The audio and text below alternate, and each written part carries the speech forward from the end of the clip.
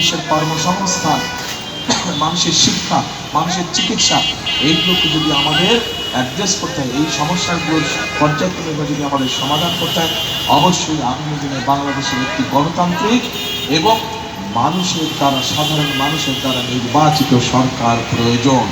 মানুষের নির্বাচিত সরকারে মানুষের সমস্যার সমাধান করতে সক্ষম হবে। প্রিয় ভাই বোনেরা, আজকে আসুন, আজকের এই জনসভায়, এই যে হাজারো মানুষের জনসভায় আজকে আমরা একটি শপথ বাক্য পাই।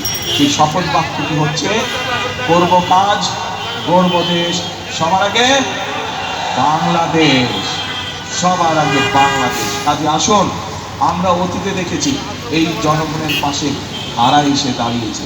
কাজেই আমরা যদি অতীতের সবগুলো কাজ বিবেচনা করি, আমরা দেখব একমাত্র ধানের শীষকে যতবার নির্বাচিত করেছে এই দেশের মানুষ, ততবারই এই দেশের উন্নয়ন হয়েছে, দেশের মানুষের ভাগ্যের ইচ্ছুগুলো পরিবর্তন হয়েছে, ভালো পরিবর্তন হয়েছে। কাজে আসুন, আমি ধানের শীষের প্রার্থী হিসাবে আপনাদের কাছে আমি ধানের শীষের পক্ষে ভোট চেয়ে যাচ্ছি। একই সাথে আপনাদেরকে আমি অনুরোধ করছি, যে পরিকল্পনার কথাগুলো আপনাদের সামনে আমি তুলে ধরলাম, সেই পরিকল্পনাগুলোকে যদি বাস্তবায়ন করতে হয়, তাহলে সমগ্র বাংলাদেশের ধানের শীষকে জয়যুক্ত করতে হবে। এবং ভাষান্তেকবাসীর আত্মীয় স্বজন, বন্ধু বান্ধব, পরিচিত জন সারা বাংলাদেশে ছড়িয়ে ছিটিয়ে আছে।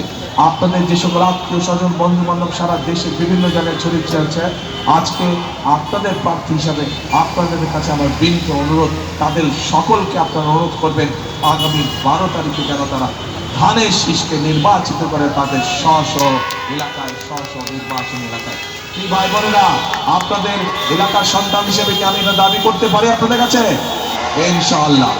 সকলে ভালো থাকবেন, ইনশাআল্লাহ সকলে সুস্থ থাকবেন। আপনাদের সাথে ইনশাআল্লাহ আবারও দেখা হবে। আল্লাহ হাফেজ। বাংলাদেশ জিন্দাবাদ, বাংলাদেশ জাতীয়তাবাদী জিন্দাবাদ। আল্লাহ হাফেজ। আসসালামু আলাইকুম।